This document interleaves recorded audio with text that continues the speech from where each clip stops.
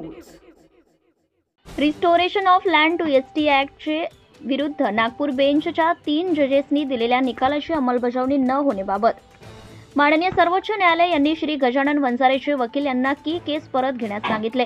नागपूर बेंचच्या पुढे रिव्ह्यू होणार तोपर्यंत आदिवासींच्या जमिनीचे ताबे गैर आदिवासींना न देण्याबाबत श्री गजानन वंजारे पुसद यांच्या विरुद्ध नागपूर बेंचच्या 3 जजेसनी निर्णय दिलेला आहे।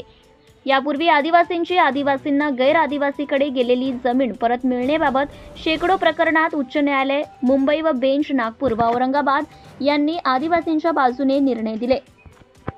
याच विषयावर माननीय सर्वोच्च न्यायालयाने 50 वर्षात आदिवासींच्या बाजूने निर्णय दिलेले आहे। परंतु गजानन वंजारे केसमध्ये नागपूर गव्हर्नमेंट प्लीडरने चुकून किंवा अज्ञानामुळे 1976 पूर्वी क्षेत्र बंधनाचे बाहेरचे आदिवासी हे आदिवासी नाही असा युक्तिवाद केल्यामुळे हा निर्णय जजेसनी दिलेला आहे।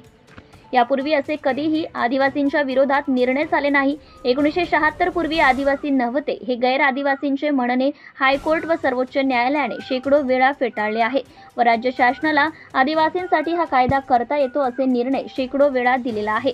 घटनात्मक 1950 पासून मध्य प्रदेश, हैदराबाद व महाराष्ट्राचे शासनाच्या यादीमध्ये हे आदिवासी आहेतच।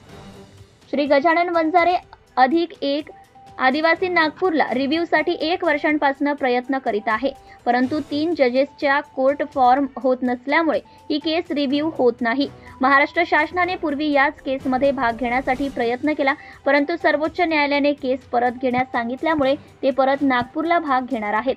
आमची विनंती आहे की ही केस रिव्ह्यूसाठी नागपूर बेंच पुढे लागणार आहे, म्हणून 1976 पूर्वीचे आदिवासींचे ताबे गैर आदिवासींना देऊ नये ही विनंती। Subscribe now and press the bell icon. Never miss an update.